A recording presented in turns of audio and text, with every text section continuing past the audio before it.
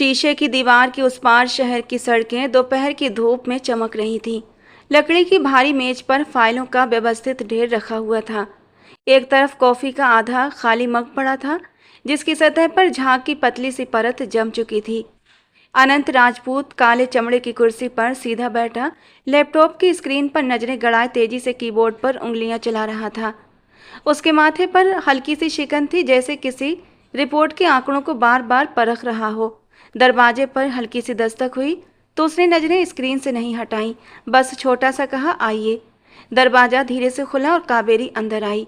उसके हाथ में एक फाइल थी जिसे उसने दोनों हाथों से सीने से लगा रखा था। वो हिम्मत करके 2 कदम आगे बढ़ी और मेज के सामने आकर खड़ी हो गई। सर, मुझे आपसे बात करनी है। उसकी आवाज़ धीमी थी मगर कपकपाहट साफ महसूस हो रही थी। 2 दिन पहले भी मैंने आपसे कहा था, सर अगर आपका थोड़ा सा समय मिल जाता तो बहुत कृपा होती। अनंत ने एक पल के लिए अपनी उंगलियां कीबोर्ड पर रोकी मगर निगाह अभी भी स्क्रीन पर जमी हुई थी। वो गंभीरता से बोला, इस समय भी मैं व्यस्त हूँ मिस कावेरी। यहाँ मैं आपकी व्यक्तिगत बातें सुनने के लिए नहीं बैठा। कावेरी ने नजरें और झुका लीं। प्लीज़ सर, मैं आपसे विनती करती हूँ, थोड़ी सी बात सुन लें। वो कुर्सी की पीठ से टेक लगाकर गहरी सांस लेते हुए बोला, जैसे खुद को मना रहा हो कि कुछ मिनट गवा देना कोई बड़ा प्रलय नहीं हो जाएगा। उसने लैपटॉप की स्क्रीन आधी बंद कर दी और सीधा होकर बोला, कहो क्या बात है, जल्दी करो। कावेरी के हाथ की पकड़ फाइल पर मजबूत हो गई। सर, दरअसल मेरी माँ का बाईपास होना है। उनकी तबीयत बिल्कुल भी ठीक नहीं है। डॉक्टर ने साफ कह दिया है कि अगर बाईपास नहीं किया गया तो वो बच नहीं पाएंगी। उसकी आवाज़ आखिरी बात पर बैठ गई थी। उसने एक पल को आंखें बंद की, फिर हिम्मत करके आगे बोली, सर खर्चा लगभग 20 लाख तक आ रहा है। मेरे पास सिर्फ 1 लाख है। मैंने मैनेजमेंट में एप्लीकेशन दी थी लोन के लिए मगर पास नहीं हुआ। सर, मैं आपसे रिक्वेस्ट कर रही हूँ, क्या आप मुझे लोन दे देंगे? अनंत की आंखों में हैरत और फिर अगले ही पल नागवारी एक साथ उभरी थी। दिमाग ठीक है तुम्हारा? 20 लाख रुपए कोई मामूली रकम नहीं होती। और तुम्हें यहाँ आते हुए अरसा ही कितना हुआ है? 6 महीने भी पूरे नहीं हुए। हम तुम्हें इतना बड़ा लोन क्यों दे दें? कावेरी ने फौरन जवाब दिया, सर मैं ईमानदारी से काम करती हूँ। आप मेरी फाइल देख लें, कभी कोई शिकायत का मौका नहीं दिया। मैं ओवर टाइम भी करती हूँ। सर, मेरी मेरी मम्मी मेरी कुल कायनात हैं। उनके अलावा मेरा इस दुनिया में कोई नहीं। उसकी आंखों में आंसू भर आए थे मगर वो उन्हें गिरने नहीं दे रही थी। मैं किस्तों में आपके सारे पैसे वापस कर दूंगी। जितना वक्त लगेगा मैं दे दूंगी। अनंत ने मेज पर रखे पेन को उंगलियों के बीच घुमाया, फिर उसे वापस रख दिया। उसके चेहरे पर सख्ती अब भी थी। मिस कावेरी, मैं आपकी बात की कदर करता हूँ। हर इंसान के लिए उसकी माँ अहम होती है, लेकिन इदारे के अपने उसूल होते हैं। मैं जाती तौर पर इतनी बड़ी रकम आपको नहीं दे सकता और ना कंपनी के कवायद इस बात की इजाज़त देते हैं। I am sorry. कमरे में चंद लम्हों के लिए खामोशी छा गई। कावेरी ने आहिस्ता से सर उठाकर उसे देखा, जैसे आखिरी उम्मीद ढूंढ रही हो। सर, कोई और रास्ता? एडवांस सैलरी या फिर किसी से रिकमेंडेशन? अनंत ने निगाह हटा ली। फिलहाल मैं काम कर रहा हूँ, आप जाएं और अपने काम पर ध्यान दें। अगर मैनेजमेंट ने लोन रिजेक्ट किया है तो मेरे कहने से भी कुछ नहीं होगा। कावेरी ने मुश्किल से सर हिलाया। उसने फाइल को और मजबूती से पकड़ा और 1 कदम पीछे हटी। थैंक यू सर, वक्त देने के लिए। उसकी आवाज़ में शुक्रगुजारी कम और टोंट ज़्यादा था। वो मुड़ी और आहिस्ता आहिस्ता दरवाजे की तरफ चलती। दरवाजा खोलते ही उसके हाथ हल्के से कांपे थे। बाहर निकलकर उसने एक लम्हे को आंखें बंद कर लीं, जैसे खुद को संभाल रही हो। फिर खामोशी से दरवाजा बंद कर दिया। अनंत ने लैपटॉप दोबारा खोला मगर उसकी उंगलियां चंद लम्हों तक कीबोर्ड पर रुकी रहीं।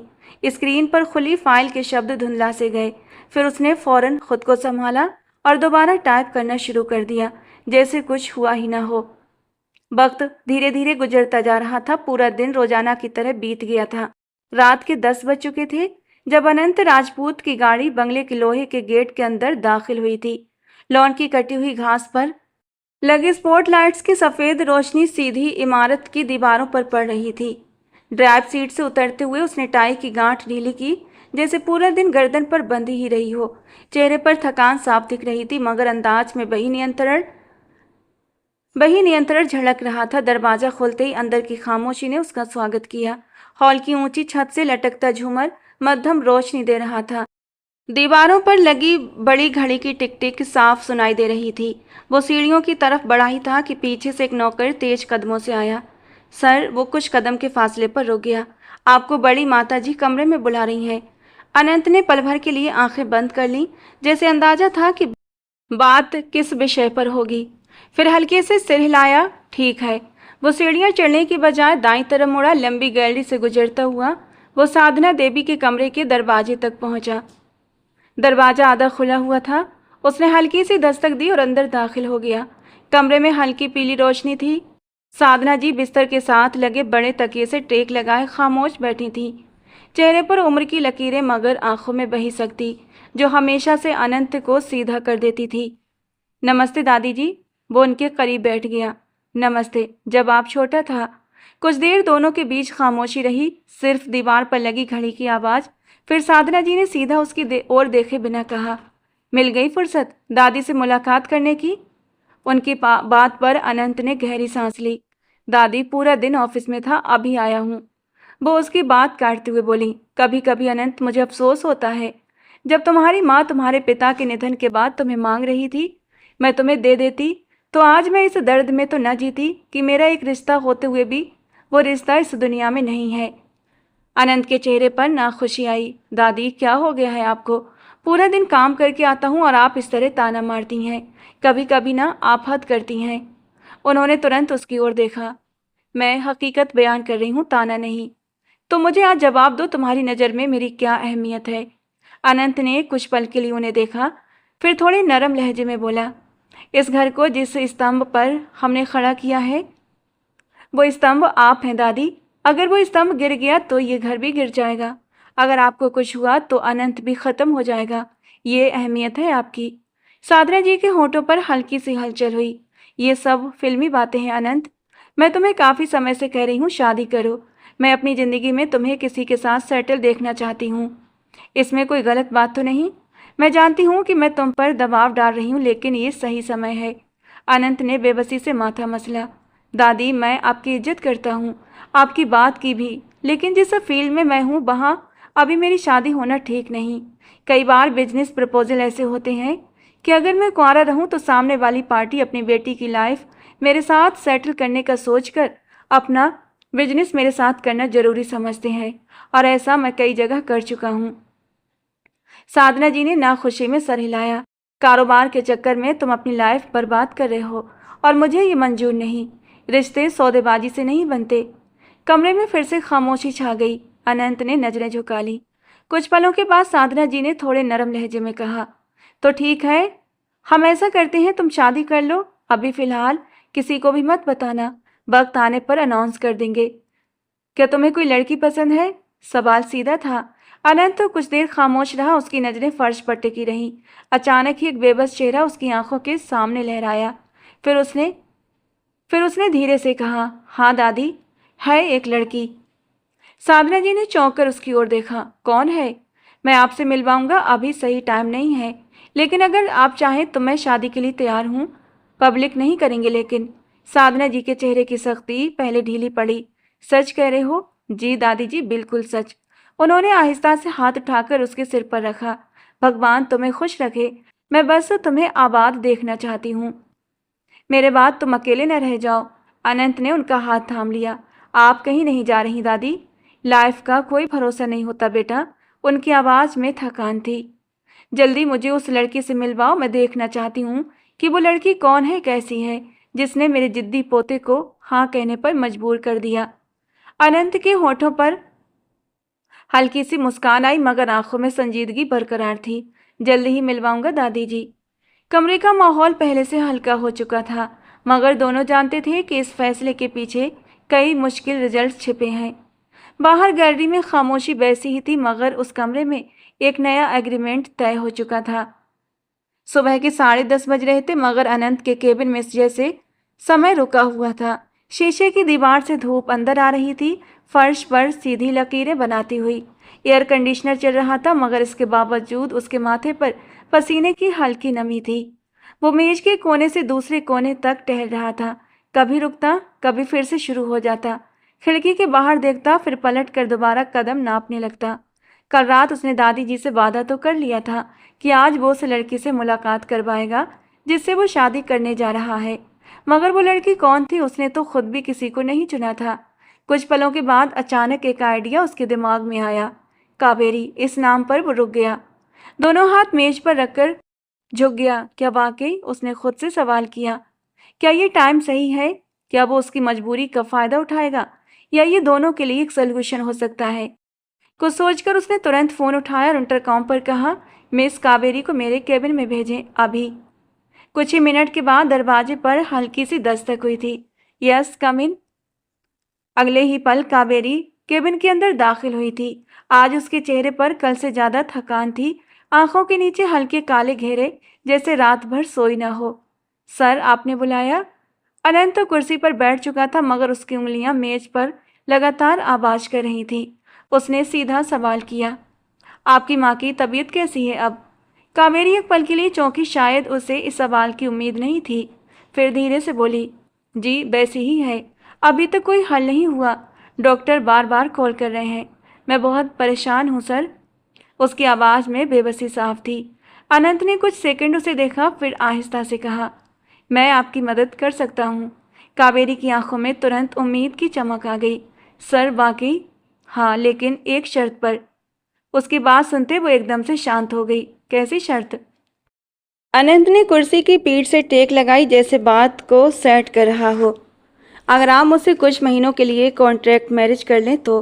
कमरे में खामोशी छा गई और कावेरी का चेहरा एकदम सफ़ेद पड़ गया। क्या? उसके होंठ खुल गए। सर, आप क्या कह रहे हैं? मेरी बात पूरी सुन लो। उसकी आवाज़ में संजीदगी थी। मेरी दादी चाहती हैं कि मैं शादी कर लूं और मैं उन्हें मना नहीं कर सकता। कल रात मैंने वादा किया है कि आज उन्हें उस लड़की से मिलवाऊंगा। मेरे पास टाइम नहीं है कावेरी। कावेरी ने कदम पीछे किए। तो इसका मतलब ये है कि आपको एक नाम चाहिए, एक लड़की चाहिए जो सिर्फ दिखावे के लिए हो। अनंत ने सीधा जवाब दिया, जी, अस्थायी तौर पर। हमारे बीच वैसा कोई रिश्ता नहीं होगा, न मेरी कोई पर्सनल डिमांड्स होंगी, न मैं आपकी लाइफ में दखल दूंगा। बस दादी के सामने शादी होगी, लगभग 6 या 8 महीने, उसके बाद आपसी सहमति से डाइवोर्स। मैं पहले ही साफ कर दूं कि हम दोनों के बीच कोई भी नज़दीकी के नाजुक पल नहीं आएंगे। मैं शादी तो करूंगा, लेकिन शादी के बाद पति पत्नी वाला रिश्ता तुम्हारे साथ नहीं बनाऊंगा। इन बातों को सुनकर कुछ देर के लिए कावेरी का चेहरा शर्म से लाल हुआ, लेकिन जल्दी ही उसने खुद को संभाल लिया। सामने बैठा हुआ वो इंसान एक पल के लिए उसकी धड़कनें बढ़ा गया था, ऐसी बेबाक बातें करके। कावेरी के हाथ आपस में उलझ गए थे। सर, सर, ये बहुत बड़ी बात है। शादी जैसा रिश्ता कोई मजाक नहीं होता। मैं मजाक नहीं कर रहा। वो झुककर मेज पर रखी फाइल सीधी करने लगा, जैसे खुद अपनी बेचैनी भी छुपा रहा हो। मैं आपको पूरे 25 लाख दूंगा, पूरे 25 लाख। आपकी मम्मी का इलाज हो जाएगा, आप बेफिक्र हो जाए। 25? उसने धीरे से दोहराया। हाँ, 20 लाख इलाज के लिए बाकी आपके पास रहेंगे। कावेरी की आंखों में आंसू आ गए, मगर उसने तुरंत पलकें झुका ली। और अगर बाद में आपने अपना फैसला बदल दिया तो मैं लिखित एग्रीमेंट करने को तैयार हूँ। हर चीज क्लियर होगी, आप सेफ रहेंगी। वो कुर्सी के किनारे बैठ गई, जैसे पैरों में ताकत न बची हो। सर, मैं आपसे मदद मांगने आई थी, ये सौदा करने नहीं। अनंत के चेहरे पर सख्ती आई, फिर नरम पड़ गई। मैं इसे सौदा नहीं कह रहा, बल्कि ये तो एक एग्रीमेंट है जिससे हम दोनों को फायदा होगा। आपकी माँ की जान बच सकती है और मैं अपनी दादी को संतुष्ट कर सकूंगा। कमरे में कुछ पल के लिए पूरी तरह खामोशी रही। बाहर गैलरी में कदमों की मध्यम आवाज गुजरकर शांत हो गई। कावेरी ने आंखें बंद की। उसके दिमाग में हॉस्पिटल का बेड, माँ का कमजोर चेहरा और डॉक्टर की सख्त आवाज गूंजी। उसने धीरे से कहा, कितने महीने? 6, ज़्यादा से ज़्यादा 8। और इस बीच आप मुझसे कोई पर्सनल उम्मीद नहीं रखेंगी? नहीं, बिल्कुल नहीं। वो कुछ सेकंड उसे देखती रही, जैसे सच का पता लगा रही हो। फिर उसने मुश्किल से कहा, ठीक है सर, अगर इससे मेरी माँ की जान बच सकती है तो मैं तैयार हूँ। अनंत ने गहरी सांस ली, जैसे उसके कंधों से बोझ उतरा हो। मैं आज ही अरेंजमेंट करता हूँ, शाम तक सब तय हो जाए। कावेरी उठकर खड़ी हुई, उसके कदम भारी हो रहे थे। दरवाजे तक पहुंचकर वो एक पल को रुकी, मगर पीछे मुड़कर नहीं देखा। दरवाजा बंद हुआ तो कमरे में फिर वही खामोशी रह गई, मगर इस बार माहौल पहले से ज्यादा भारी था। वक्त धीरे धीरे गुजरता जा रहा था। पूरा दिन रोजाना की तरह बीत चुका था। रात के 9:30 बज रहे थे जब गाड़ी बंगले के पोर्च में एक हल्के झटके से रुकी। हेडलाइट्स की रोशनी कुछ पलों के लिए सफेद दीवारों पर फैली, फिर बंद हो गई। कावेरी ने अपने हाथों की उंगलियां आपस में फंसा रखी थीं। पूरे रास्ते वो खामोश रही थी, एक शब्द भी नहीं बोला था। अंदर से बड़ी बेचैन हो रही थी। अगले ही पल अनंत ने इंजन बंद किया और उसकी तरफ देखा और बड़े ही संजीदा लहजे में बोला, देखो, अंदर जाकर किसी भी तरह का ड्रामा नहीं करना, बिल्कुल नॉर्मल रहना है। शादी निश्चित रूप से कल या परसों होगी, लेकिन दादी के सामने तुम्हें शांत और कॉन्फिडेंट रहना है। कोई घबराहट दिखाई नहीं देनी चाहिए। कावेरी ने हल्का सा सिर हिला दिया। जी ठीक है सर। उसकी आवाज़ धीमी थी मगर उसने खुद को संभाल रखा था। अनंत गाड़ी से उतरा, दरवाजा बंद किया और उसे इशारे से साथ चलने को कहा। पोर्च से अंदर जाते हुए संगमरमर के फर्श पर उनके कदमों की आवाज़ साफ सुनाई दे रही थी। हॉल में मध्यम रोशनी थी। दीवारों पर लगी तस्वीरें खामोश गवाहों की तरह लटकी हुई थीं। वो सीधा गैलरी की तरफ मुड़ा और साधना जी के कमरे के सामने रुक गया। कावेरी के कदम एक पल को धीमे पड़े मगर अनंत ने दरवाजा खोल दिया। दादी, उसने अंदर दाखिल होते हुए आवाज़ दी। साधना जी बिस्तर पर टेक लगाए बैठी थीं। सफ़ेद शॉल कंधों पर पड़ी थी। उन्होंने चश्मे के ऊपर से नज़र उठाकर देखा। आ गए तुम? कावेरी ने तुरंत आगे बढ़कर सिर झुकाकर नमस्ते किया और उनका आशीर्वाद लिया। नमस्ते बेटा, खुश रहो बेटा। साधना जी ने प्यार से उसके सिर पर हाथ रखा और फिर अनंत की ओर देखते हुए पूछा, कौन है ये? अनंत ने बिना रुके जवाब दिया, दादी, यही वो लड़की है जिससे मैं शादी करना चाहता हूँ। इसका नाम कावेरी है, मेरी पर्सनल सेक्रेटरी है और बहुत अच्छी है। साधना जी के चेहरे पर हैरानी के बाद खुशी की लहर दौड़ गई। अच्छा? उन्होंने कावेरी का हाथ पकड़कर उसे अपने पास बिठा लिया। बेटा, तुमने तो मुझे अचानक खुशखबरी दे दी।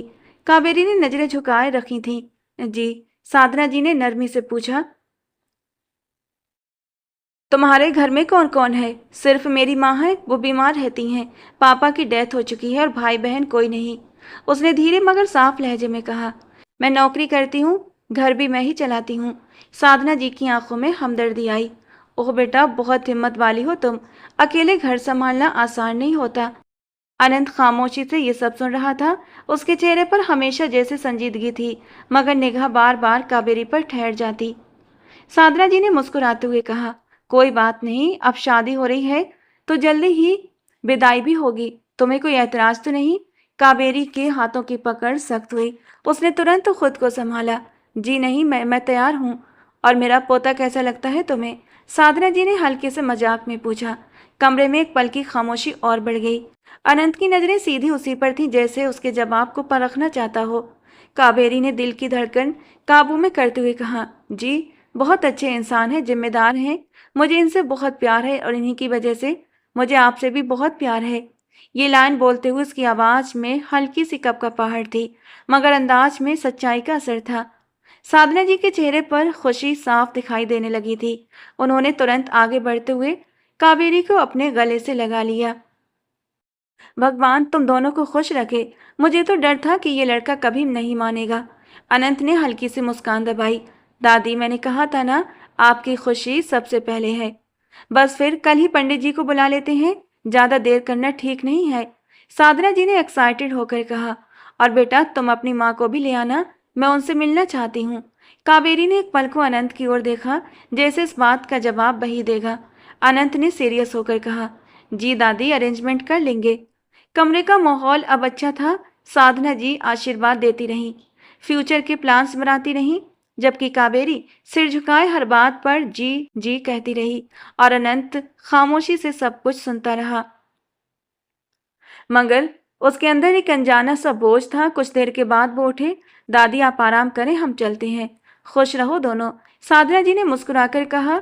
कमरे से बाहर निकलते ही गैलरी की ठंडी हवा ने दोनों को घेर लिया। दरवाजा बंद हुआ तो कुछ पलों तक वो दोनों एक दूसरे की ओर देखते रहे बिना कुछ कहे। अंदर दुआओं की गूंज थी और बाहर एक खामोश एग्रीमेंट की हकीकत। वक्त की रफ्तार न कभी थम सकी और ना ही कभी थम पाएगी। उसने मामले को ज़्यादा लंबा खींचना जरूरी नहीं समझा था। सिर्फ 2 दिन में ही सारे इंतजाम करवा लिए। 2 दिन के बाद बंगले के बड़े लॉन्च का लुक एकदम से बदल चुका था। हल्के सुनहरे पर्दे धोकर दोबारा टांगे गए थे। सोफों पर सफ़ेद कवर सोफों पर सफेद कवर चढ़ रखे थे और बीच में शीशे की बड़ी मेज हटाकर कालीन बिछा दिया गया था।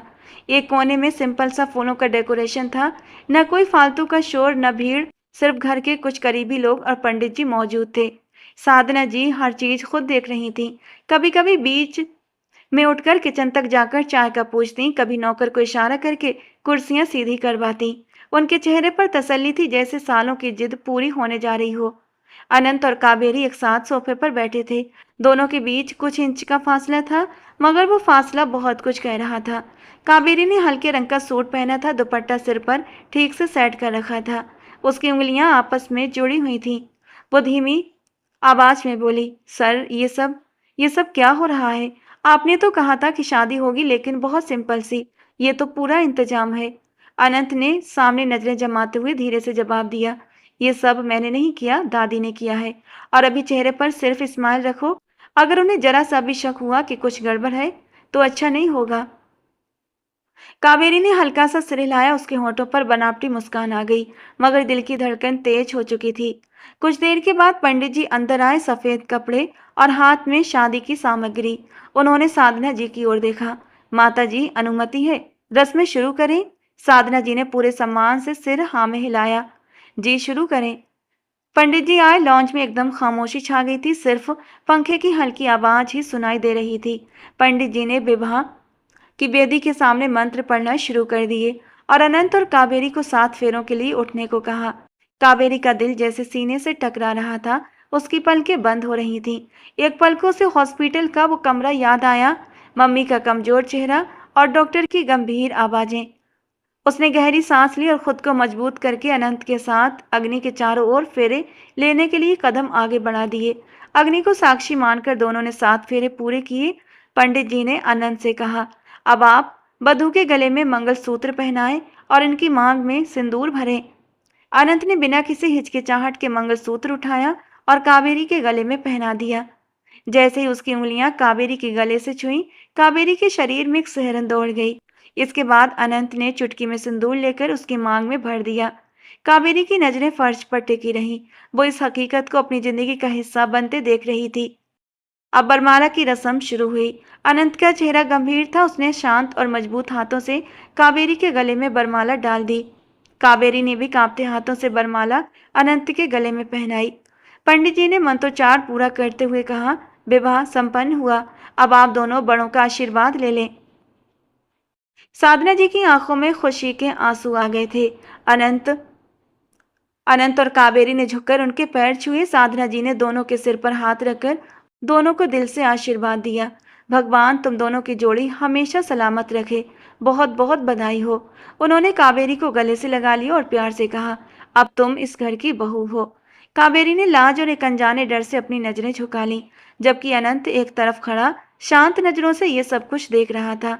लॉन्च में बधाई की मध्यम आवाजें गूंजने लगी थी, मगर दोनों के बीच एक खामोश एग्रीमेंट मौजूद था, जिसे सिर्फ वो दोनों ही जानते थे। फेरे हो चुके थे, रस्में पूरी हो चुकी थीं। अब ये रिश्ता सिर्फ एक समझौता नहीं, बल्कि हकीकत बन चुका था। वक्त की रफ्तार न कभी थमी है और न कभी थम सकी है और न कभी थम पाएगी। शादी का सारा काम शांत हो गया था और कावेरी सीधा अपने घर चली गई। अगले दिन उसने दोबारा ऑफिस ज्वाइन कर लिया और वो दोनों बिल्कुल नॉर्मल बर्ताव कर रहे थे। ऑफिस में दोनों का सामना रोज होता, लेकिन कोई एक भी शादी के रिश्ते को लेकर बात नहीं करता था। मगर अंदर ही अंदर दोनों इस रिश्ते को लेकर एक अजीब और गहरी टेंशन में थे, जो उनके चेहरों से साफ नजर आना शुरू हो चुकी थी। वक्त और तेजी से गुजरा और 1.5 हफ्ता बीत गया। आज 1.5 हफ्ते बाद शहर के एक 5 स्टार होटल के हॉल रूम में बिजनेस पार्टी चल रही थी। हॉल की छत से लटकते क्रिस्टल झूमर रोशनी को और भी बढ़ा रहे थे। हल्का म्यूजिक बैकग्राउंड में बज रहा था और पूरे हॉल में महंगे परफ्यूम की हल्की हल्की खुशबू बिखर रही थी। हर तरफ ब्लैक सूट और ब्रांडेड घड़ियों वाले मर्द धीमी आवाज में डील्स पर बात करते हुए नजर आ रहे थे। अनंत एक ग्रुप के बीच खड़ा था, हाथ में ड्रिंक का गिलास और चेहरे पर वही प्रोफेशनल संजीदगी छाई हुई थी। सामने खड़े लोगों में शहर के जाने माने बिजनेसमैन भी शामिल थे और वो किसी प्रोजेक्ट की शर्तों पर बात कर रहे थे। कावेरी थोड़े फासले पर खड़ी थी। ब्लैक फ्रॉक पर उस पर सिंपल मगर काफी अच्छी लग रही थी। उसने अपने लंबे बालों को खुला छोड़ रखा था और मेकअप बिल्कुल हल्का सा था। वो यहाँ बतौर पर्सनल सेक्रेटरी आई थी, इसलिए खुद को थोड़ा पीछे रखे हुए थी। तभी एक वेटर उसके करीब आकर रुका। Madam, juice. उसने खामोशी से ट्रे पर एक नज़र डाली। सब ऑरेंज कलर के लग रहे थे। उसने गिलास उठा लिया। उसे जरा भी अंदाजा नहीं था कि हर गिलास में थोड़ी मात्रा में अल्कोहल मिली हुई है, पार्टी की खास तैयारी के तौर पर। उसने पहला घूंट लिया तो हल्की सी कड़वाहट महसूस हुई। उसने पल भर के लिए भौहें सुकोड़ी, मगर सोचा शायद कोई स्पेशल मिक्सचर हो। दूसरा घूंट लिया और फिर तीसरा, और कुछ ही पलों में पूरा गिलास अटक गई। 5-7 मिनट के बाद उसे महसूस हुआ कि हॉल की लाइट्स कुछ ज्यादा ही चमचमा रही हैं और म्यूजिक की आवाज जैसे उसके दिमाग में गूंज रही थी। उसने एक सोफे का सहारा लेकर बैठना बेहतर समझा, वरना शायद वो गिर जाती। उसका सिर बुरी तरह से गोल गोल घूमने लगा था। लगभग 15-20 मिनट के बाद वो मुश्किल से अपनी जगह से खड़ी हुई थी। उसके कदम डगमगा रहे तो आंखों के सामने एक की जगह दो दो चेहरे दिखाई दे रहे थे। उसने पूरी ताकत लगाकर निगाह दौड़ाई और अनंत को पहचानने की कोशिश की, जो अभी भी बड़े बड़े बिजनेसमैन की भीड़ में घिरा खड़ा था। वो लड़खड़ाते हुए कदमों से हवा में हाथ लहराते हुए उसकी तरफ बढ़ी और ठीक उसके सामने जाकर रुक गई। कुछ लोग बहुत ही सीरियस डील्स पर बात कर रहे थे कि अचानक उसकी खिलखिलाती हुई आवाज गूंजी।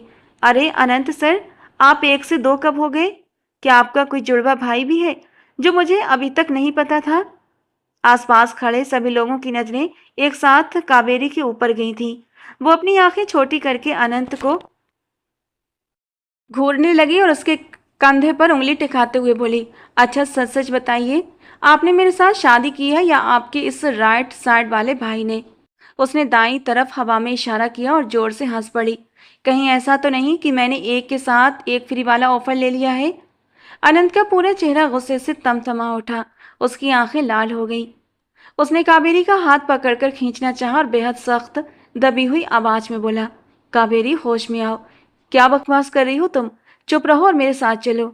लेकिन कावेरी तो अपनी ही धुन में थी। वो बिना कुछ सोचे समझे एकदम उसके करीब आई और बैलेंस खोते हुए सीधा उसके सीने से जा लगी। उसने अनंत की टाई को अपनी उंगली पर लपेटते हुए कहा, मैंने कौन सा झूठ बोल दिया? खड़ूस सर, हमारी शादी तो हुई है ना? फेरे लिए थे हमने गोल गोल वाले। उसकी आवाज अब इतनी ऊंची हो चुकी थी कि आसपास के लोग चौंक गए। उसने अनंत के गाल को हल्के से थपथपाया और बोली, आप इस शादी को सबसे छुपाकर क्यों रखना चाहते हैं? क्या मैं इतनी बुरी दिखती हूँ? सच बताइए। रोबोट सर, झूठ बोलना पाप है, नदी किनारे सांप है। आसपास खड़े बिजनेसमैन एक दूसरे को देखने लगे। किसी के चेहरे पर तगड़ा शौक था तो कुछ अपनी हंसी दबाने की नाकाम कोशिश कर रहे थे। पूरे हॉल में कानाफूसी और फुसफुसाहट फैलने लगी थी। अनंत का गुस्सा 7वें आसमान पर पहुंच चुका था। उसने कावेरी के दोनों बाजू अपने मजबूत पकड़ में जकड़ लिए और उसे हल्का सा झकझोरते हुए दांत भींचकर बोला, दिमाग खराब हो गया है तुम्हारा? तमाशा मत बनाओ यहाँ पर। चुपचाप सीधी खड़ी रहो, वरना यहीं छोड़कर चला जाऊंगा। कावेरी ने पाउट बनाया, रोनी सूरत बनाकर सीधे अनंत के चेहरे को अपने दोनों हाथों के बीच कप कर लिया। वो उसे बेहद करीब से देखते हुए और भी लाड से तुतलाकर बोली, आप हमेशा गुस्सा क्यों करते हैं? डायनासोर जैसी शक्ल मत बनाइए। आप मेरे हस्बैंड हैं, थोड़ा सा प्यार से बात कीजिए। फिर उसने अपनी आवाज़ थोड़ी और ऊंची की और बड़ी मासूमियत से शिकायत करने लगी, वैसे आप शादी तो कर लिए, लेकिन आप बहुत बुरे हस्बैंड हैं, बहुत ही फ्लॉप वाले। आपने मेरे साथ सुहागरात तो मनाई ही नहीं, जबकि मुझे अच्छे से पता है कि शादी के बाद सुहागरात की रस्म भी होती है। आप तो सीधे ऑफिस भाग गए। चीटिंग है ये तो। कावेरी के मुंह से सरेआम सुहागरात की बातें सुनते ही वहां खड़े सभी लोगों की आंखें फटी की फटी रह गईं। कुछ लोग खांसने लगे। अनंत जब तो गुस्से से लाल था, इस अप्रत्याशित और बेहद निजी बात को सबके सामने सुनकर शर्म और झेप से बिल्कुल लाल पड़ गया था। उसकी समझ में ही नहीं आ रहा था कि वो इस स्थिति को कैसे संभाले। उसका चेहरा शर्मिंदगी से तमतमा उठा। उसने तुरंत कावेरी के मुंह पर अपना हाथ रख दिया। Excuse me gentleman, she is not well.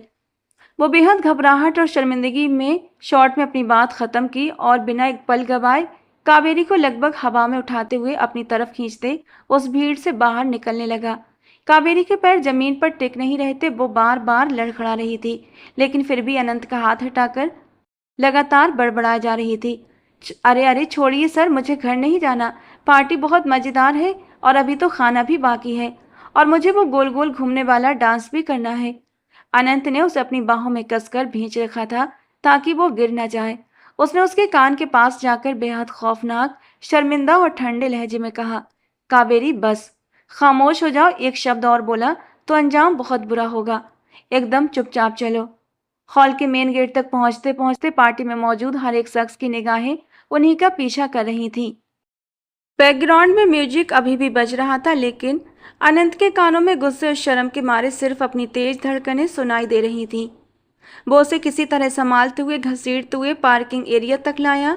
उसने गाड़ी का दरवाजा एक झटके से खोला और उसे पिछली सीट पर लगभग धकेलते हुए बैठा था। कावेरी पूरी तरह अपनी सुध-बुध खो चुकी थी।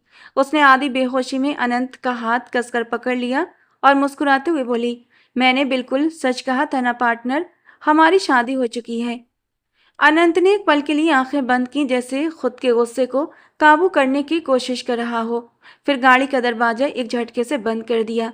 बाहर होटल की लाइट्स वैसे ही चमक रही थी, मगर उसके लिए ये रात अचानक बहुत भारी हो चुकी थी। रात काफी बीत चुकी थी जब गाड़ी बंगले के अंदर दाखिल हुई, क्योंकि अनंत उसे अपने घर ही ले आया था। पोर्च की लाइट में अनंत ने गाड़ी रोकी और कुछ पल स्टीयरिंग पर हाथ जमाए बैठा रहा, जैसे खुद को काबू में ला रहा हो।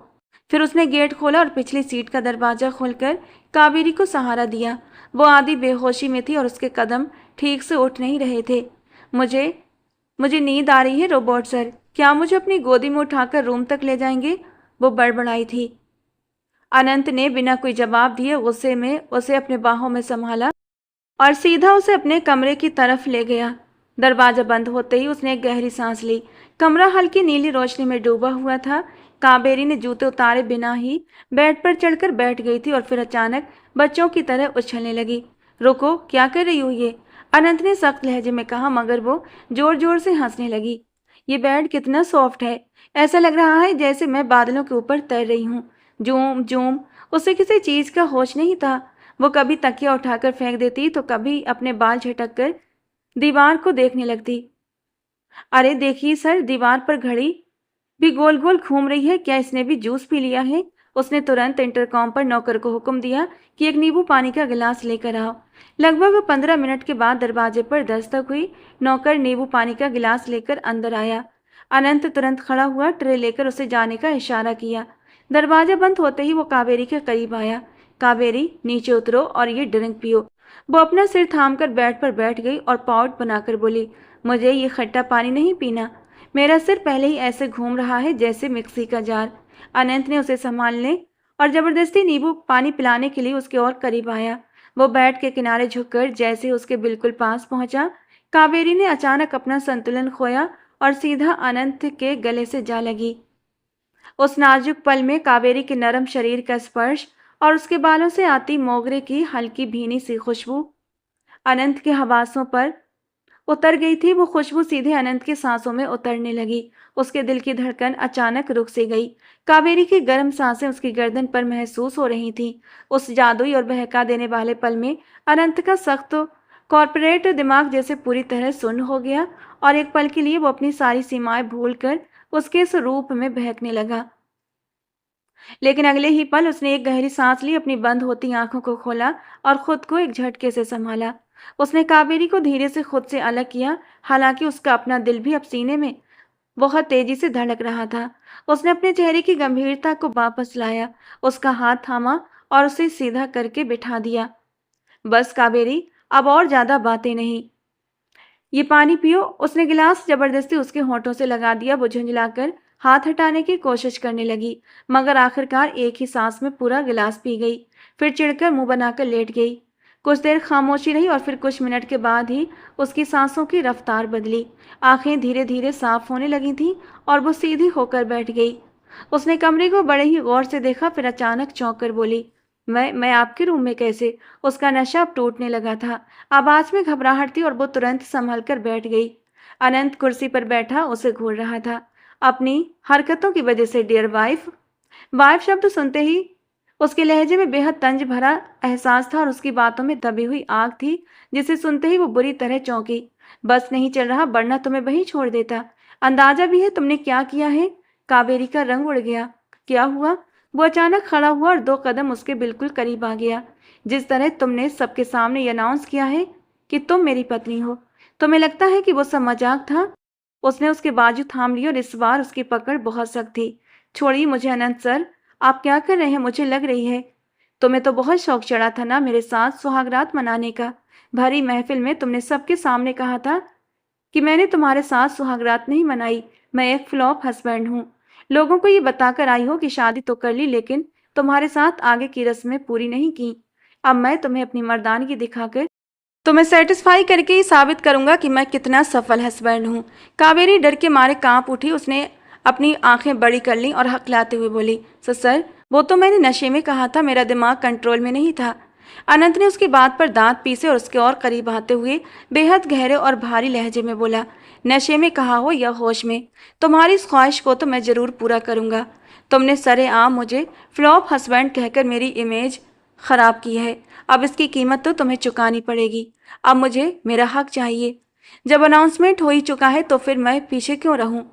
दो मुझे मेरा हक। कावेरी पूरी तरह लरज गई। उसने तुरंत अपना बाजू छुड़ाने की कोशिश की और रोनी सूरत बनाकर बोली, छोड़िए प्लीज सर, ये हमारे कॉन्ट्रैक्ट में नहीं था कि आप मेरे इतना करीब आएंगे। कॉन्ट्रैक्ट की बुक में ऐसा कोई रूल्स नहीं था। कॉन्ट्रैक्ट? वो बेहद ठंडे और खतरनाक अंदाज में मुस्कुराया।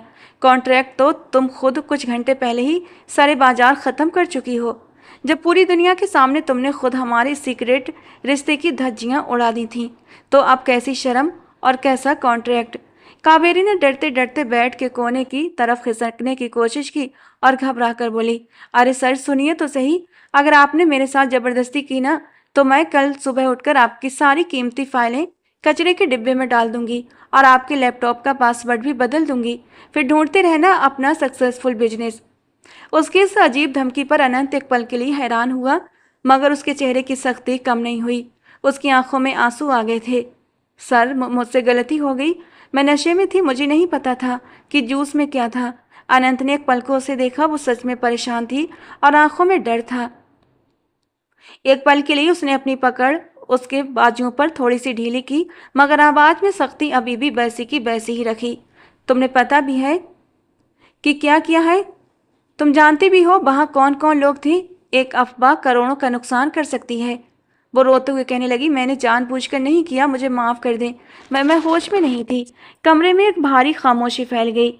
अनंत ने कुछ कदम पीछे हटाकर अपना हाथ बालों में फेरा। उसका गुस्सा अभी भी चेहरे पर साफ दिख रहा था, मगर अंदर ही अंदर वो नुकसान का, सिचुएशन का और अगले कदम का हिसाब लगा रहा था। लेकिन मैं नशे में नहीं हूँ कावेरी, उसने धीरे मगर बिल्कुल साफ लहजे में कहा। मुझे मेरा हक चाहिए, तुम्हारी सजा यही है।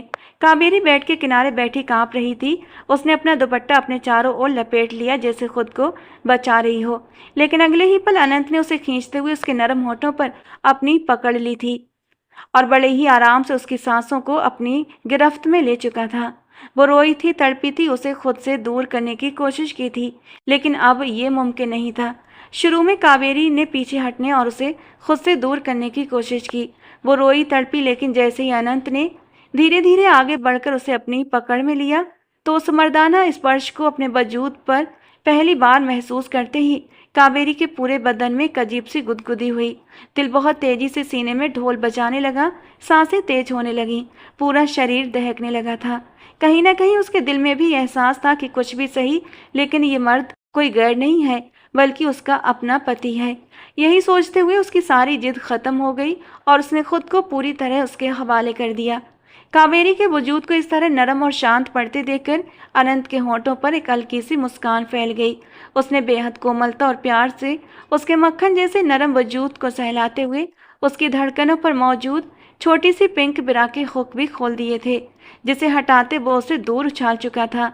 बड़ी मदहोशी से पहले उसने कावेरी की नरम धड़कनों को अपने हाथों से धीरे धीरे महसूस किया और फिर बेकाबू होता वो उसकी धड़कनों की छोटी छोटी टिप को अपने होठों में लेकर उन्हें धीरे धीरे पीने लगा। कावेरी बुरी तरह बेकाबू हुई थी। उसके नरम से सकते लबों से एक मदहोश आह निकली थी, जिसे महसूस करते अनंत और भी बेकाबू हुआ था। और जब अनंत ने खुद को हर चीज से आज़ाद किया तो उसके सख्त वजूद को देखते एक पल के लिए कावेरी सहम गई थी। अनंत, मैं सह नहीं पाऊंगी, वो डर के मारे थूक निगलते हुए बोली। सहना पड़ेगा माय डियर वाइफ, तुम्हें ही शौक चढ़ा था ना सुहागरात मनाने का, तो अब वही तो कर रहा हूँ।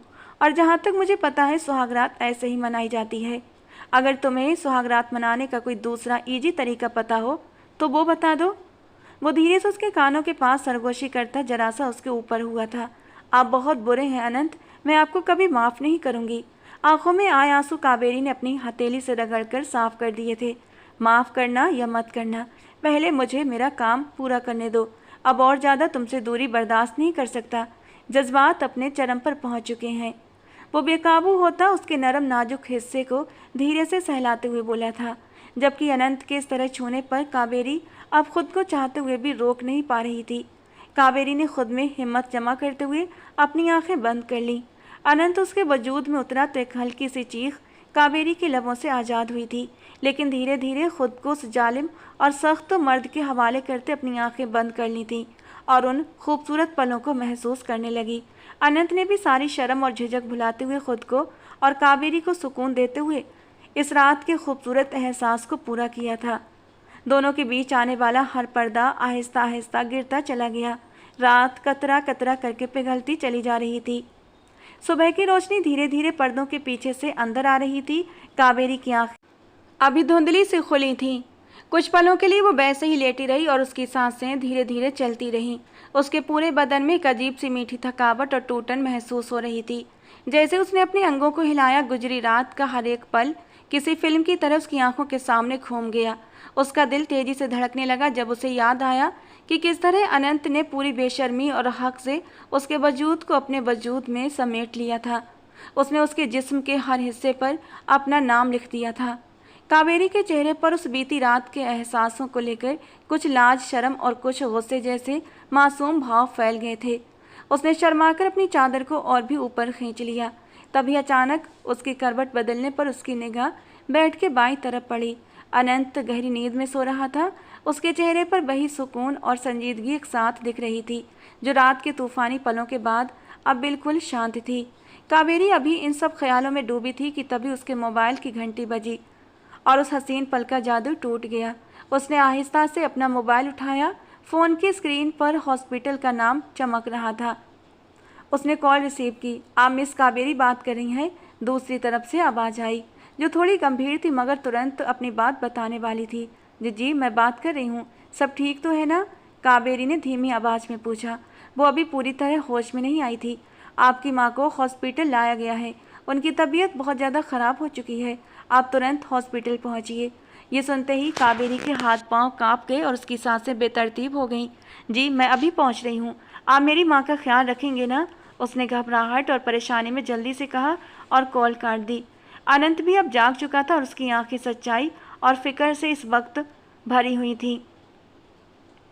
कावेरी ने बेचैन होकर कहा, मुझे हॉस्पिटल जाना होगा। मेरी मम्मी एडमिट हैं। सर, मुझे तुरंत पैसे चाहिए, उनका बाईपास होना है। अनंत ने उठते हुए कहा, तुम नीचे जाओ, मैं पैसे लेकर आ रहा हूँ और तुम्हारे साथ ही हॉस्पिटल चलूँगा।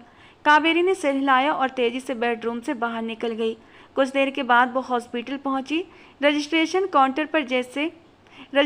काउंटर पर पैसे तुरंत जमा कर दिए गए और सर्जरी शुरू हो गई। कावेरी कॉरिडोर में बैठी सिर थामे थी। आंखों से आंसू बह रहे थे, दिल धड़क रहा था और हाथ पैर बुरी तरह कांप रहे थे। उसे यकीन नहीं हो रहा था कि ये वक्त आन पहुंचा है। अनंत उसके पास था, चेहरे पर वही पुराना पक्का सुकून मगर आंखों में हमदर्दी और फिक्र साफ झलक रही थी। उसने आहिस्ता से उसका हाथ थामा। परेशान मत हो कावेरी, अच्छी खबर मिलेगी। कावेरी खामोश रही। उसके होंठ हिल रहे थे मगर कुछ भी बोलने की हिम्मत नहीं थी। लगभग 1 घंटा गुजरा और फिर डॉक्टर साहब बाहर आ गए। कावेरी तुरंत उनकी ओर बढ़ी। डॉक्टर साहब, उसकी आवाज़ बोलते हुए कांप रही थी। डॉक्टर ने मुस्कुराते हुए कहा, सर्जरी कामयाब रही है, भगवान का शुक्र है। आपकी मम्मी अब बेहतर हालत में है। कुछ देर के बाद उन्हें आईसीयू में शिफ्ट कर दिया जाएगा। आप उनका बहुत ख्याल रखिएगा। सही समय पर सर्जरी होने की वजह से उन्होंने रिकवर कर लिया है। कावेरी की आंखें बंद हो गईं। उसने एक गहरी सांस ली और दिल से बहुत राहत महसूस की थी। थैंक यू डॉक्टर, भगवान आपको खुश रखे। अनंत ने भी हाथ बढ़ाकर डॉक्टर का शुक्रिया किया और उसकी आवाज़ में भी तसल्ली और फिक्र दोनों साफ दिखाई दे रहे थे। कावेरी ने अनंत की ओर देखा। अब वे दोनों एक दूसरे की मौजूदगी में सुकून महसूस कर रहे थे। अनंत ने आहिस्ता से कहा, सब ठीक हो गया है कावेरी, अब परेशान होने की ज़रूरत नहीं है। कावेरी ने धीरे से सिर हिलाया। आंखें नम थी मगर चेहरे पर सुकून की छोटी सी लकीरें उभर रही थीं। अनंत ने उसके कंधे पर हल्का सा हाथ रखा। अब तुम्हें बस उनके साथ रहना है, सब कुछ ठीक हो जाएगा। कुछ देर के लिए वो दोनों एक दूसरे को देखते रहे। कॉरिडोर में खामोशी थी, सिर्फ हॉस्पिटल की हल्की हलचल और स्टाफ के लोगों के कदमों की आवाजें सुनाई दे रही थीं। वो पल न सिर्फ राहत बल्कि जिम्मेदारी का था। दोनों के बीच एक खामोश समझौते और भरोसे का माहौल बन गया था। कावेरी ने अपने हाथ को अनंत के हाथ से नहीं हटाया। आंखें अभी भी नम थीं, मगर दिल सुकून से भर गया था। अनंत अभी भी उसके साथ खड़ा था, दिमाग में पूरे भरोसे के साथ सोच रहा था कि अब लाइफ की हर परेशानी पर काबू पा लिया जाएगा और ये रिश्ता हर मुश्किल से मजबूत रहेगा। वक्त धीरे धीरे गुजरता गया। देखते ही देखते 20 दिन हो गए। रोशनी धीरे धीरे पर्दों के पीछे से अंदर आ रही थी। कावेरी अपने घर की दीवारों और खामोशी को पीछे छोड़कर अनंत के बंगले में ही आ गई।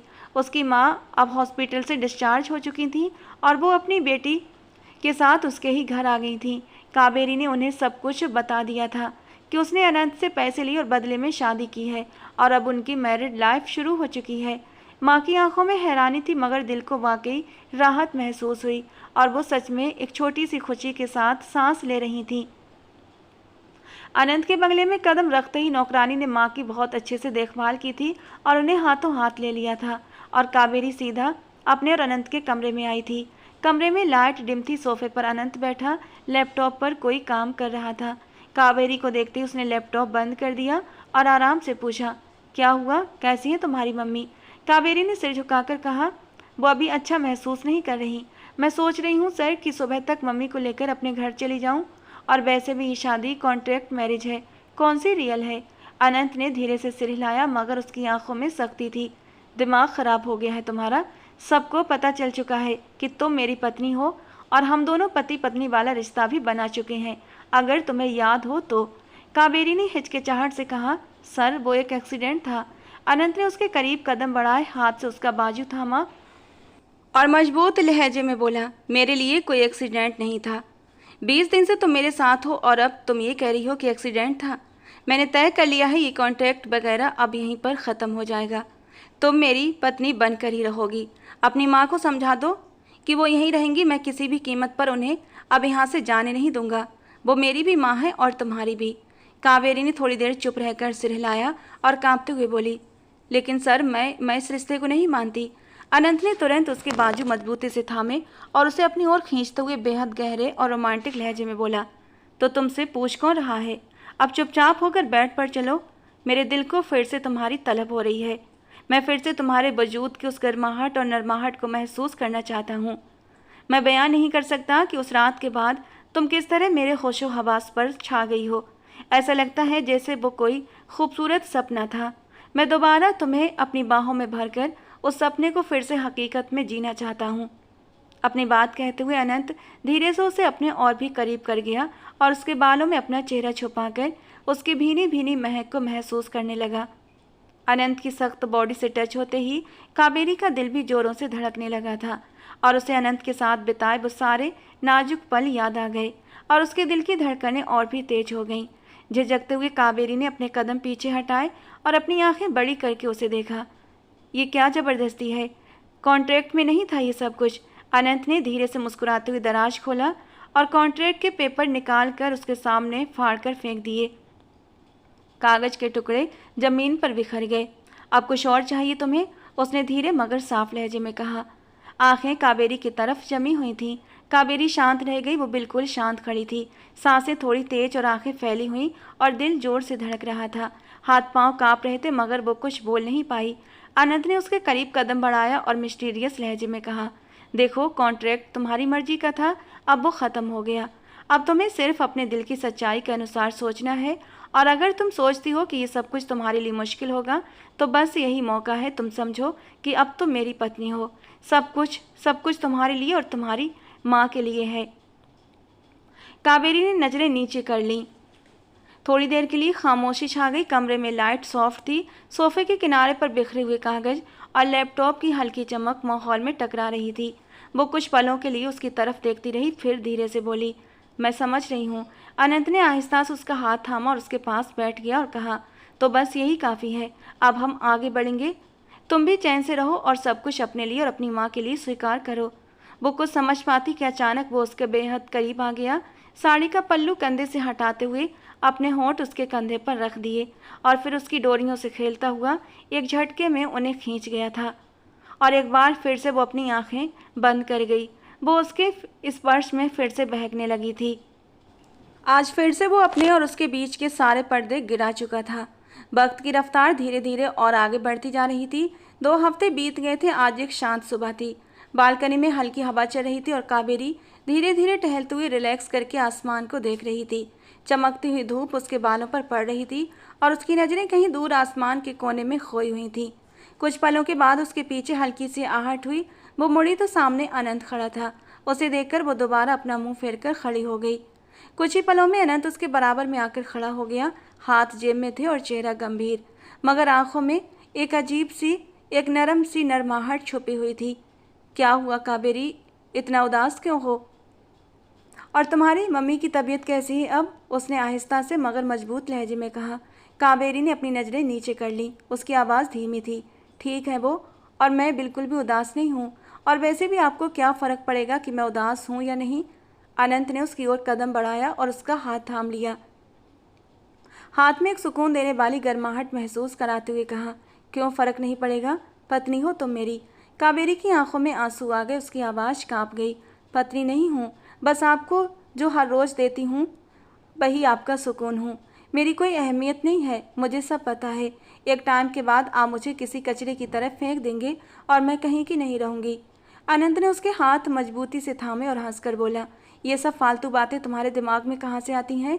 तुम्हारे सामने ही तो मैंने वो कॉन्ट्रैक्ट पेपर फाड़ कर फेंके थे, भूल गई हो क्या? कावेरी ने सिर झुकाया। उसकी सांसें तेज थीं, लेकिन आप मुझसे कौन सा प्यार करते हैं? ये रिश्ता आपके लिए एक बोझ है। अनंत ने अपना चेहरा उसके करीब लाते हुए कहा, पागल हो तुम। अगर ये रिश्ता मेरे लिए बोझ होता तो क्या मैं कभी तुम्हारे पास आता, तुम्हें अपने पास रखता? क्या कभी तुमसे ये बोलता कि मैं ये रिश्ता ख़त्म नहीं करूँगा? कावेरी ने धीरे से अपना सिर हिलाया और बहुत धीमी आवाज़ में पूछा, तो क्या मतलब है आपका? क्या आप इस रिश्ते को एक चांस देंगे? अनंत ने उसके गाल के करीब अपना सिर झुकाकर आहिस्ता से कहा, अगर मुझे चांस नहीं देना होता तो क्या मैं तुम्हारे साथ संबंध बनाता? और जहाँ तक प्यार की बात है, 1 दिन या 2 दिन में नहीं होता। प्यार वक्त के साथ पैदा होता है, मजबूत होता है। और जब कोई मर्द अपनी पत्नी के साथ खुश होता है तो उसका मतलब बिल्कुल साफ है। कावेरी ने बेख्तियार उसकी आंखों में देखा। उसकी आंखें बड़ी और नम थीं। उसने एक धीमी सी सांस लेते हुए कहा, क्या मतलब? तो आप सच में मुझसे प्यार करते हैं? अनंत ने गहरी सांस ली और उसके करीब आकर कहा, इस बात का तो मुझे नहीं पता कि मैं प्यार करता हूँ या नहीं, लेकिन इतना ज़रूर पता है कि अब तुम्हारे बगैर रह नहीं सकता। ये कहते ही उसने आहिस्ता से अपनी बाहें उसके चारों ओर लपेट लीं और उसे गले से लगा लिया। कावेरी के दिल की धड़कन तेज थी। उसकी आंखों में एक अनजाना डर और सुकून दोनों एक साथ थे। उसने बहुत धीमी आवाज़ में कहा, मुझे भी अब आपके बिना रहने की या इस रिश्ते को तोड़ने की हिम्मत नहीं है। अनंत ने उसे खुद से थोड़ा सा दूर किया, धीरे से उसके सिर को चूमा और कहा, मुझ में भी नहीं है, क्योंकि अब मैं तुम्हारे साथ अपना घर बसाना चाहता हूँ। कावेरी ने उसके सीने पर अपना सिर रख दिया और आंखें बंद करके अपनी सांसों को सामान्य किया। बालकनी की हल्की हवा उनके चारों तरफ चल रही थी और धूप की नरम किरणों ने उनके चेहरे को एक गर्माहट और सुकून से भर दिया था। वो पल सिर्फ उन दोनों का था, एक ऐसी खामोशी, नज़दीकी और भरोसे का माहौल जो बता रहा था कि अब न सिर्फ ये रिश्ता मजबूत है बल्कि एक नई लाइफ की शुरुआत भी हो चुकी है। एक दूसरे के साथ अपने दिलों में सुकून और भरोसे के साथ दोनों ने एक दूसरे को कसकर पकड़ लिया था, दुनिया की हर परेशानियों से दूर, अपने फ्यूचर के लिए तैयार। अनंत के बंगले के बड़े से डाइनिंग रूम में शाम की हल्की रोशनी फैली हुई थी। लंबी और चमकदार मेज पर खाने के बर्तन सजे थे और स्वादिष्ट खाने की खुशबू पूरे कमरे में भरी हुई थी। कावेरी की माँ सविता जी कुर्सी पर आराम से बैठी थीं। उनके चेहरे पर सेहत ठीक होने के बाद की वो हल्की सी रौनक वापस आने लगी थी जो हफ्तों से गायब थी। कावेरी उनके साथ बैठी थी और अनंत दोनों के सामने वाली कुर्सी पर। मेज पर कढ़ाई पनीर था, तंदूरी रोटी की टोकरी थी और सलाद का कटोरा था। सविता जी ने पहला निवाला उठा और आंखें बंद करके मुस्कुराईं। बेटा, ये खाना बहुत अच्छा बना है, अनंत ने शालीनता से कहा। जी मम्मी जी, आपकी पसंद पूछकर ही बनवाया था। सविता जी ने चौंक कर उसे देखा और फिर मुस्कुराते हुए बोली, तुमने पूछा था? अनंत ने सिर हिलाया। जी मैंने कावेरी से पूछा था कि आपको क्या पसंद है। सविता जी की आंखों में प्यार भर आया। बहुत अच्छे बच्चे हो तुम अनंत। कावेरी ने प्लेट पर नजरें झुका रखी थीं। उसके गालों पर उसके गालों पर हल्की सी लाली आ गई। अनंत ने उसकी ओर देखा और फिर आराम से बोला, मम्मी जी आपको कुछ और चाहिए? सविता जी हंसी। अभी तो बस शुरू किया है बेटा, इतनी जल्दी क्या है? फिर उन्होंने कावेरी की ओर देखा। बेटा तुम क्यों नहीं खा रही? कावेरी ने जल्दी से निवाला उठाया। खा रही हूँ मम्मी, सविता जी ने शरारत से कहा। पति के सामने इतना शर्माओगी तो खाना कैसे खाओगी? कावेरी ने घबरा कर कहा। मम्मी क्या बातें कर रही हैं आप? अनंत ने अपनी हंसी दबाई मगर उसके होंठों पर मुस्कान आ गई। सविता जी ने उसे देखा। अनंत बेटा ये लड़की बचपन से ही ऐसी है, शर्मीली, घर में भी और बाहर भी। अनंत ने कावेरी की ओर देखा और फिर धीरे से कहा, मुझे मुझे कावेरी के बारे में सब पता है मम्मी जी। ये सुनकर कावेरी ने जल्दी से पानी का गिलास उठाया और घूंट भरा। सविता जी ने खुश होकर कहा, अच्छा अनंत बेटा बताओ तुम क्या करते हो दिन भर? क्या होता है ऑफिस में? अनंत ने रोटी तोड़ते हुए जवाब दिया, मम्मी जी बिजनेस है, कई प्रोजेक्ट चल रहे हैं, मीटिंग्स होती हैं, बस यही सब। सविता जी ने सिर हिलाया, बहुत बिजी रहते हो तुम। फिर उन्होंने शरारत से कहा, कावेरी को भी साथ ले जाया करो ऑफिस, क्या पता वहाँ किसी प्रोजेक्ट वगैरह में तुम्हारी हेल्प कर दे। कावेरी ने घबरा कर कहा, मम्मी मैं ऑफिस में क्या करूँगी? अनंत ने सीरियस होकर कहा, क्यों नहीं करोगी? आप पढ़ी लिखी हैं। सविता जी ने खुश होकर कहा, देखा कावेरी तुम्हारा पति तुम्हारी कितनी रिस्पेक्ट करता है और तुम हो कि घर में बैठकर सीरियल देखती रहती हो। कावेरी ने मुंह बनाया। मम्मी मैं सीरियल नहीं देखती। सविता जी ने हंसकर कहा, कल मैंने खुद देखा था तुम्हें। अनंत भी मुस्कुराया। कोई बात नहीं मम्मी जी, थोड़ा आराम भी जरूरी है। सविता जी ने उसे प्यार से देखा। हाँ बेटा तुम बहुत समझदार हो। खाना कुछ देर आराम से चलता रहा, बातें होती रहीं और हंसी मजाक भी होता रहा। सविता जी ने आखिर में हाथ धोते हुए कहा, बहुत अच्छा खाना था बेटा, भगवान तुम्हें खुश रखे। अनंत उठकर खड़ा हुआ और आगे बढ़कर सविता जी की कुर्सी पीछे की। मम्मी जी आप बैठिए, मैं अभी चाय लेकर आता हूँ। सविता जी ने उसे देखा, फिर कावेरी की ओर देखा और आंखों ही आंखों में उसे शाबाशी दी, जैसे कह रही हो कि तुमने बहुत ही अच्छा लाइफ पार्टनर चुना है। अनंत किचन की तरफ गया और कावेरी अपनी माँ के पास बैठ गई। सविता जी ने धीरे से कहा, बहुत अच्छा लड़का है बेटा। कावेरी ने कहा, हाँ मम्मी। कुछ देर के बाद अनंत 3 कप चाय लेकर आया और मेज पर रखते हुए बोला, लीजिए मम्मी जी। सविता जी ने कहा, क्या बेटा तुमने खुद बनाई है? कहने लगा, जी मम्मी आपको इलायची वाली चाय पसंद है ना? सविता जी की आंखें भर आईं। हाँ बेटा ये भी तुमने याद रखा? अनंत ने आहिस्ता से कहा, मम्मी जी एक बात कहनी है। सविता जी ने चाय का कप रखा। हाँ हाँ कहो बेटा। अनंत ने सीरियस होकर कहा, मम्मी जी मैंने कावेरी के साथ जो किया वो ठीक नहीं था। मैंने उसकी मजबूरी का फ़ायदा उठाया। मैंने उसे ऐसे हालात में फंसाया जब वो आपकी बीमारी की वजह से बिल्कुल अकेली थी और कमज़ोर थी। कावेरी ने चौंक कर उसे देखा। सविता जी खामोश हो गई। अनंत ने आगे कहा, मुझे माफ़ी मांगनी है आपसे और कावेरी से भी। मैंने जो एग्रीमेंट किया था वो गलत था और उसके बाद जो हुआ वो भी मेरी गलती थी। लेकिन अब मैं ये वादा करता हूँ कि कावेरी को कभी कोई तकलीफ़ नहीं होगी और ना ही आपको कोई दुख होगा। ये घर आपका ही घर है। सविता जी की आंखों में आंसू आ गए। उन्होंने अनंत का हाथ थामा। बेटा जो हुआ सो हुआ, अब तो सब ठीक है ना? भगवान तुम्हें इसका अच्छा फल दे। कावेरी की आंखें भी नम हो गईं। अनंत ने उसकी तरफ देखा, और तुमसे भी माफ़ी मांगता हूँ। कावेरी ने धीरे से कहा, ठीक है मैंने आपको माफ़ किया। अनंत ने आगे बढ़कर धीरे से सविता जी की चाय का कप दोबारा उनके पास किया। मम्मी जी चाय ठंडी हो जाएगी। कविता जी ने आंसू पोंछते हुए हंसकर कहा, हाँ हाँ बेटा पीती हूँ। रात का खाना खत्म हुआ और सविता जी कुछ देर के बाद उठने लगीं तो अनंत तुरंत उठकर खड़ा हुआ। मम्मी जी रुकिए, मैं आपको कमरे तक छोड़ आता हूँ। सविता जी कहने लगीं, अरे बेटा मैं चल सकती हूँ। अनंत ने धीरे से उनका हाथ थामा। मैं जानता हूँ, लेकिन आपकी सर्जरी अभी हुई है, एहतियात जरूरी है। सविता जी ने कावेरी की ओर देखा और धीरे से बोली। देखा, कावेरी मुस्कुरा दी। अनंत सविता जी को धीरे धीरे सहारा देते हुए उनके कमरे तक ले गया। बिस्तर की चादर ठीक की, पानी का गिलास साइड टेबल पर रखा और दवाइयाँ निकाल कर रखीं। मम्मी जी रात वाली दवाई लेना मत भूलना। सविता जी ने उसे देखा। तुम्हें यह भी याद है? अनंत ने कहा, डॉक्टर ने लिखा था, मैंने पढ़ा था। सविता जी ने उसे आशीर्वाद दिया और कहा, भगवान तुम्हें खुश रखे बेटा, अब तुम भी सो जाओ। अनंत ने सिर झुकाकर कमरे से निकल गया। वापस आते समय कावेरी गैलरी में खड़ी थी। वो शायद उसी का इंतजार कर रही थी। अनंत ने उसे देखा। सो जाओ, कल ऑफिस जाना है तुमने। कावेरी कहने लगी, आपने मम्मी से जो कहा तो क्या वो सच? अनंत ने उसे रोका। जो कहना चाहिए था मैंने वही कहा, देर से कहा मगर कहा। कावेरी कहने लगी, थैंक यू अनंत। अनंत ने धीरे से कहा, चलो अब। दोनों कमरे में आए और अनंत सोफे पर बैठ गया और लैपटॉप खोलने लगा। कावेरी कहने लगी, सोएंगे नहीं? एक काम है उसे कर लूँ फिर सोता हूँ। कावेरी बिस्तर पर बैठ गई। कुछ देर खामोश रही, फिर अनंत ने लैपटॉप बंद कर दिया और कावेरी की तरफ देखा। कल तुम ऑफिस आओगी पक्का? कावेरी ने चौंक कर पूछा। क्या आप अब भी सीरियस हैं? अनंत ने पक्के लहजे में कहा। मैंने कहा कल तुम ऑफिस आओगी। तुमने जो पढ़ाई की है उसका फ़ायदा होना चाहिए, और वैसे भी मेरे ऑफिस में एक सीट खाली है, तुम काम कर सकती हो। कावेरी ने हिचकिचाते हुए कहा, मगर सब जानते हैं कि आपकी। अनंत कहने लगा, हाँ जानते हैं कि तुम मेरी पत्नी हो, तो क्या हुआ? क्या पत्नी साथ में काम नहीं कर सकती? कावेरी ने धीरे से कहा, लोग बातें करेंगे। अनंत कहने लगा, लोग हमेशा बातें करते हैं और इससे कोई फर्क नहीं पड़ता। तुम कल तैयार रहना। कावेरी के होठों पर हल्की सी मुस्कान आई। उसके अंदर तक सुकून उतर गया था कि अनंत राजपूत ने इस रिश्ते को दिल से स्वीकार कर लिया था और उस पर कोई पाबंदी भी नहीं लगाई थी, बल्कि वो उसे अपने साथ ऑफिस में रखकर हमेशा उसे अपनी नज़रों के सामने रखना चाहता था। जिंदगी एकदम से बहुत खूबसूरत हो गई थी। उसने आगे बढ़कर अनंत के कंधे पर अपना सर रख दिया और धीरे से मुस्कुरा दी। अनंत ने भी उसके आसपास अपनी बाहों का घेरा तंग किया था और उसके माथे पर अपने होंठ रख दिए।